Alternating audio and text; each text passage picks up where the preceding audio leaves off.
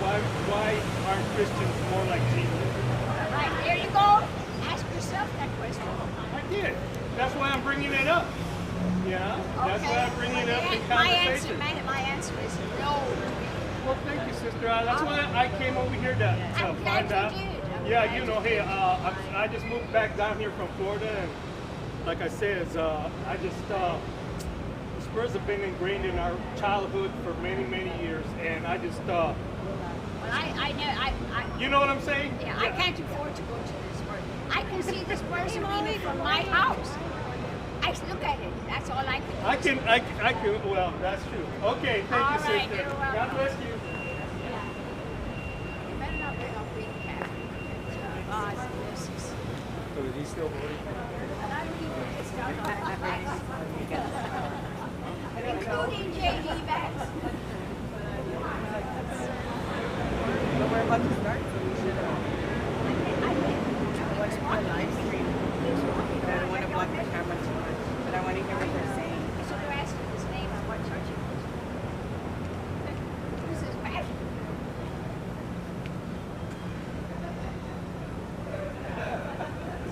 So that's why when they were like, I was going to start talking. Yeah. Well, we wanted to do it like that.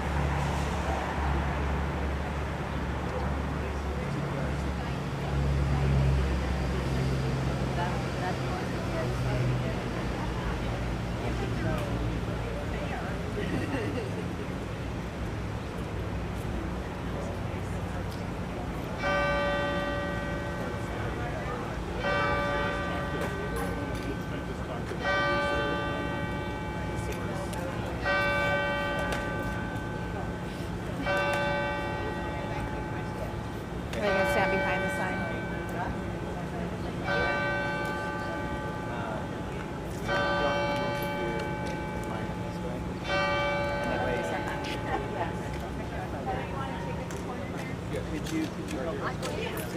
Diana's Stevens. Maybe we should just stand behind and then come in front so we can see the sign. She can stand in the middle. I would suggest all the speakers stand and then as you speak, come up. That works. I'll speak it up. Okay, so she called it there. Yeah, that would be a good idea. Diane, you went.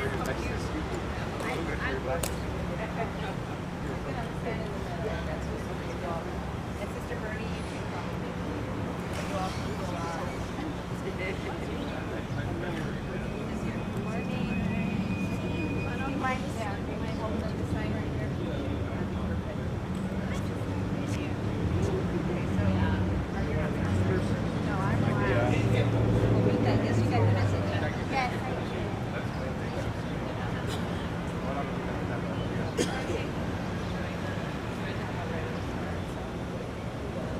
Are you going live?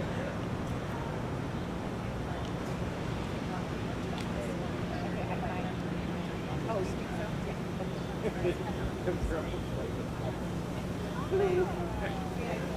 Or do you? I can go live on Hey, Josephine?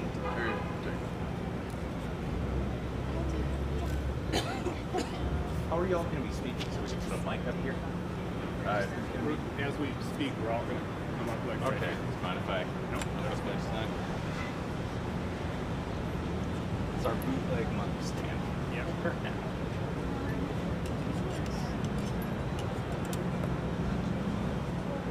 Am I going to be too stretched or? Good point.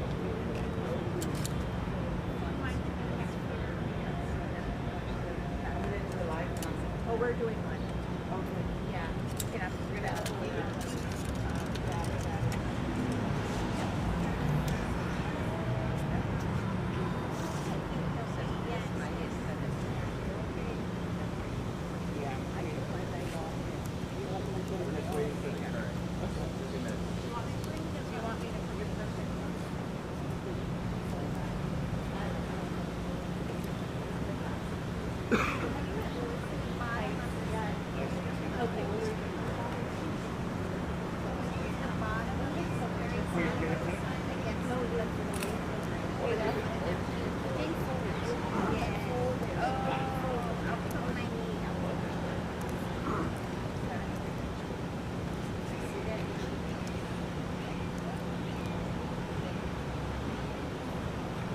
Wind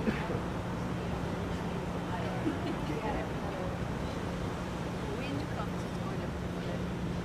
Oh, yeah. But that's okay. We're strong. We fly with this wind. Yeah. Yes. Like a tree. See? I don't know.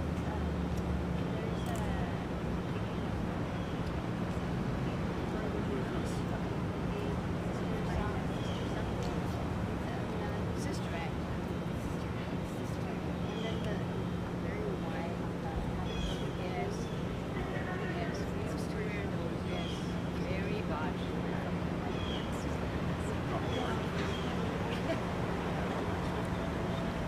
Well, I wanted to.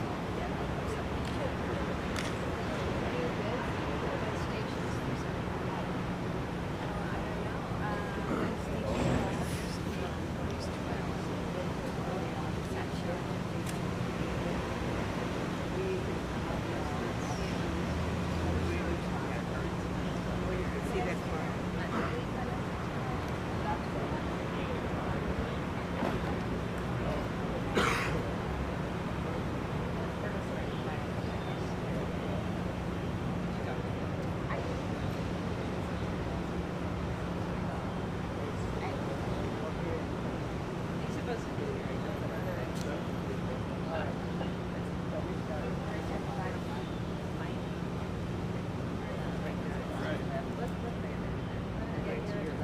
Oh, yes.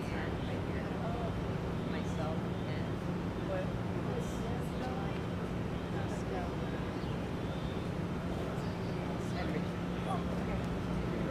and then I guess.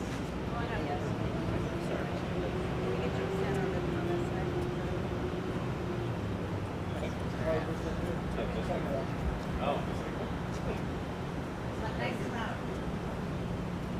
Susanna, don't get lost in the back. I'm Mike Phillips with the First Unitarian Universalist Church and a leader with COPS Metro. The Defending Public Money for Public Good PAC filed an ethics complaint with the City Attorney's Office regarding the actions and behavior of city representatives. Let me be clear, we did not file a lawsuit, we filed a complaint. We are deeply concerned about election integrity, the coordination between the Win Together campaign and city officials, and the misuse of our public resources. City-run events should inform voters, not be a rally to campaign for one side of an issue. City council members have used their city social media accounts to promote town halls hosted on publicly owned property and in publicly owned facilities. They've used staff time and coordinated these info sessions with the Win Together campaign, only presenting one side of the issue. These resources belong to taxpayers and should be used to present factually and unbiased information to inform voters, not attempt to influence their vote one way or the other. We have asked the city attorney to investigate the communication and coordination between city staff and Win Together campaign. City officials cannot blur the line between government work and campaign activity. City leadership should welcome transparency and not avoid it. Voters deserve clear, factual information before they vote, not carefully filtered, one-sided talking points from City Hall. They should never be run, as we have seen, as simply city council district rally opportunities disguised as forums, with the Spurs council members and staff all campaigning on one side. That's not democracy. That's just a propaganda spreading event.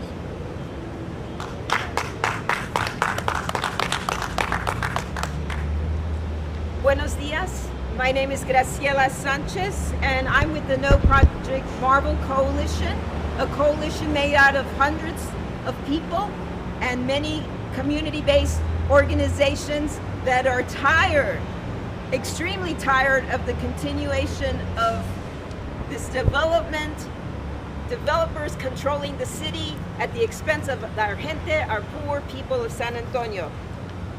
and they're trying really hard. A few weeks ago, I received an email from the Spurs offering free tickets to our community members. And I wrote back, I said, can't you at least just wait until after November 4th? Because otherwise, this feels like a bribe. And then you read today's newspaper, and same thing. The Spurs are giving up this beautiful, unused facility on Spurs Lane for nonprofit organizations. Why couldn't they wait to make that announcement after November 4th? And why can they get rid of that facility? It's because the city and the county helped them buy their new sports facility over at 1604. You gotta stop. We will not be bought.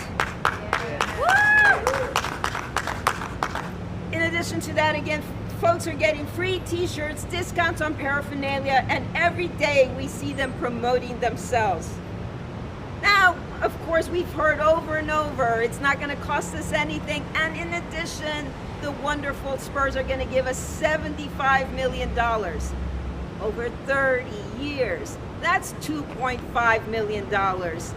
That's more, that's less money. Well, right now the Spurs are spending more than $2.5 million in this last month just promoting themselves. $2.5 million is BS. It's not helping our community. It's a drop in the bucket. So far, yes, so far the Win Together campaign has been spending more pushing their propaganda, and it's an insult to our people who are hungry, losing their homes to high taxes or rental costs. $75 million in exchange for more than $1 billion of our taxes. The CBA is a joke. So stop the BS. Let's do the right thing. Citizens of San Antonio, vote no against Proposition A and Proposition B. Muchas gracias. Yes. Good morning. My name is Diane Dustrecht. I'm a leader with COPS Metro. It is false to claim that Prop B will not affect our taxes. In fact, it says right here on the ballot, this is a tax increase. This will also cause a domino effect of hundreds of millions of our tax dollars. $250 million for the infrastructure around the arena and a parking garage, paid for by our property taxes. $60 million from diverted general funds for the land. $200 million to move the Saws chill plant from unknown sources. $600 million in arena renovations from unknown sources, but that we are on the hook for. Let's not forget that these out-of-town billionaires are worth over $300 billion. During the past year, Michael Dell's net worth has increased $60 billion.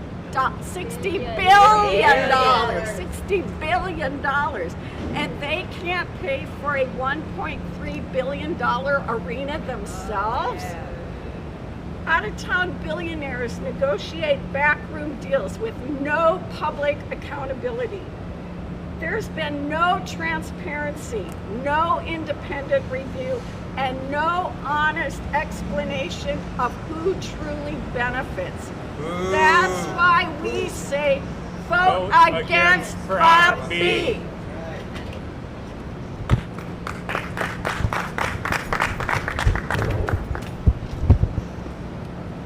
Good morning, my name is Richard Aguilar. I'm born and reared in San Antonio, third generation, and a fan of the Spurs since 1973, but not a fan of this proposal. I simply cannot accept the spiritual responsibility and the morally contempt perspective of billionaire owners, white men, asking for a handout when the city has significant needs. We're the largest, poorest city in the country, San Antonio is. Also, I have attended several meetings at City Council and those town halls and agree with the complaint that city staff, city council members have shown a bias towards this endeavor and ignored many of us who are citizens. Even an organization, again, as a cleric, I'm aware of this person who dresses himself and calls himself Spurs Jesus, works for an organization connected to the city, and was on Instagram offering free tickets. That is a violation. We live in a time where elections are questioned in our country. This election has been compromised by the city, elected representatives, by staff, and by persons connected to the city. I'm going to vote no, and I'm telling everyone I know to vote no on Prop B and Prop A. Thank you. Are there any questions? Just specifically, who did you file the complaints with? Was it with the state, the city, with both? We filed it with the city's attorney's office. Okay, through the ethics board. Yes. Okay, and was there also? I thought there was also one to the state ethics commission as well. We're starting locally. Okay, haven't filed that one. Yeah, Yes. But on the letter that y'all sent, it said the Texas Ethics Commission on there. So that said it was copied on there. So it wasn't sent to the state. It was not. It has not yet been sent. Which council members are you naming specifically in the complaint, and which ones do you have evidence of having gone to that October 21st rally? There's some districts named in the complaint, but some have been doing a really good job and some have not. I mean, there are some that have been fair and balanced, and others that have been totally one-sided. Mike, you mentioned that we got a response in the investigation. Yes, and we did get an initial response on the investigation, but they're still looking into our complaint. When did you file? Monday. So it was before this rally. Yes. Which council members went to that rally, the October 21st rally that you mentioned? Yeah, we don't know. But I mean, you filed before it happened, though. So I guess what is We could see that it was planned, and in the materials that described it, it seemed that a violation might take place. That's why we included it. What are you hoping that the city's ethics review board is going to do, and in what time frame? Considering the election is less than 2 weeks away now. We want them to investigate and see if there's been any violation of campaign ethics rules. What type of, intervention or punishment are you looking for? It would be good if we got fair and balanced coverage and by the council from here till the election. I just want to add that the complaint did also name some past town halls that had been held where there was not balance. There was only one side officially presented. Right, and again, Can you move up to the mic? Sure, that we continue to ask, right? As we have a coalition, so members, Mary Cabral went to the District 7 gathering last week, and they were not allowed to have, they didn't have an alternative. I live in District 5, and in District 5, Councilwoman Castillo had both sides. That felt fair. We were able to write notes and ask questions, but we were also able to ask from the podium. Other districts, very specifically, I know District 7, Districts 8, Districts 9, Districts 10 have said no, and you can see who their speakers are. And city staff is constantly there. And are we paying for the for Eric Walsh, for Ben Gorzel to be at these meetings? Are we paying for use of these city facilities? And I specifically asked District 7 elected representative if I could speak in opposition, and I was denied that. What about 8, 9, and 10? Those were the other ones you mentioned. Right. Did anybody ask to stay there? I was at 10, and it was a scripted meeting of 1 hour. One person had a question and was pretty much called off. Okay. But I meant, you'd mentioned at 7, you asked if you could participate, were denied. Was there any way, did y'all request to participate in the other ones that were denied? Yeah, I guess we did, all of them. All of them you requested? Okay. And then the question was, so who filed the complaint? 'Cause I see signs from the No Marvel and Defending Public Money. So is it a joint filing, or Defending Public Money was the one filed?